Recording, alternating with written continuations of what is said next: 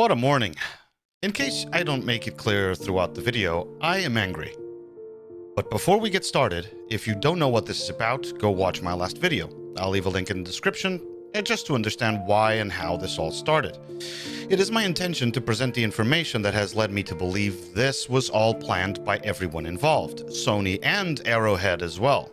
The links to all the sources will be in the description, and I hope by the end of the video you will understand why, as of making this video, I am of the opinion this was all crafted this way on purpose. To sum up, from the release of Helldivers 2, it was always optional to have and link a PSN account to Steam everywhere you went in order to play the game. But on May 3rd, they changed it to be mandatory.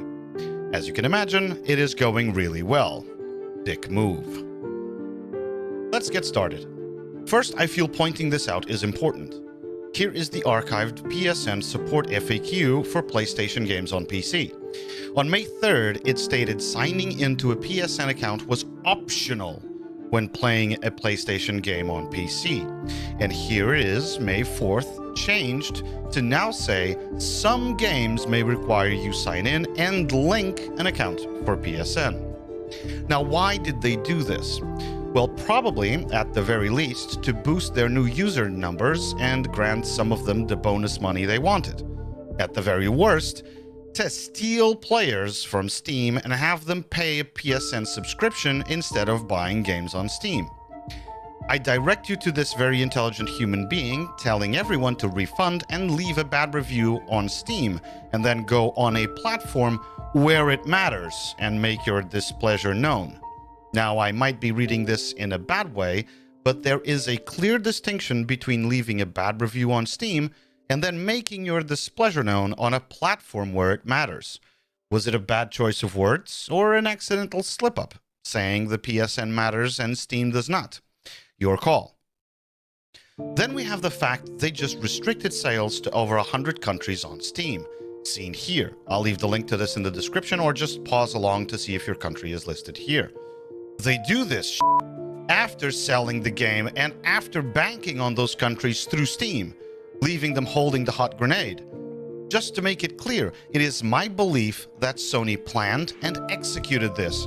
Sell the game everywhere, keep the wording as optional to have a PSN account everywhere, make no demands to make PSN accounts anywhere, alert everyone that they would lose access to the game, bank millions in the sales to these forbidden access to PSN countries, then shift everyone to PSN forcefully under what is essentially extortion, and walk away with the new users who stupidly do what they forced them to, and the money from the players in over 100 countries that will not be able to play the game anymore.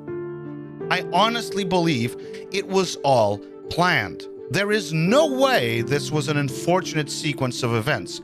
No way.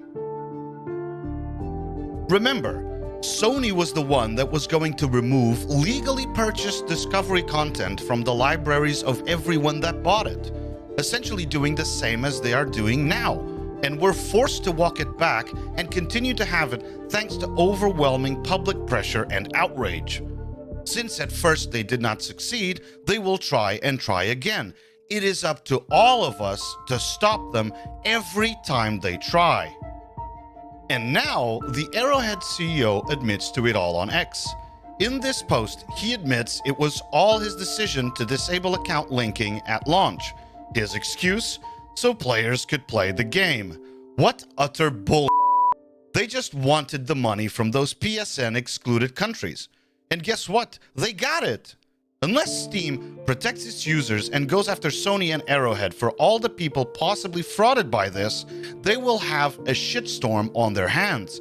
This is potentially tens, hundreds of thousands of people, millions in sales, lied, deceived, and ultimately stolen from. They knew 6 months before launch. No one can make me believe this was not engineered this way. The timeline for maximum gains, getting the maximum sales, maximum addiction, announcing this the day after announcing the new war bond to get people excited. Every little thing, it was so perfectly timed, it sounds insane to me to even suggest all of this was not cooked up before. all happening for the last 3 months while they're laughing their way to the bank. Now this leads me to this image. Why are so many still playing the game? Why are so many people willing to give their rights, their friends' rights, their community's rights away? Why do they not care this was just a fast cash grab and ditch from over 100 countries? Is it because they already have a PSN account and can just continue to play and not care? What if the roles were reversed? Would you not want the support from the other people in this?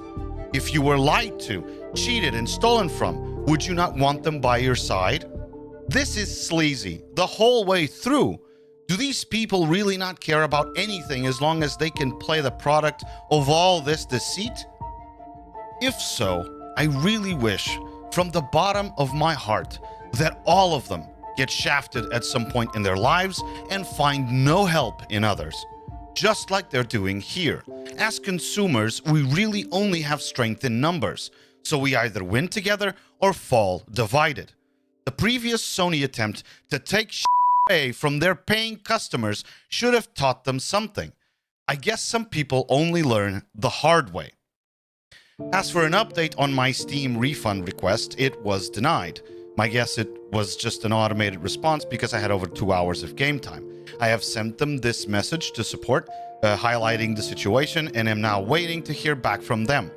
But Steam should take this moment to cement their relationship with their users and fight tooth and nail to either grant all of them refunds and get the money back from Sony and Arrowhead, or push them to allow everyone to play anywhere without a PSN account. If this massive scam is allowed on Steam and they just sit back and watch, in the end, they might get the short straw. What about yourself? Are you getting a refund? Are you in those countries now affected by this? What do you feel about this whole thing? Do you believe this was a scam, planned well in advance like I do, or just an unfortunate turn of events? Let me know in the comments below. Just please be respectful. Leave a like, subscribe. Thanks for watching. Have a great day.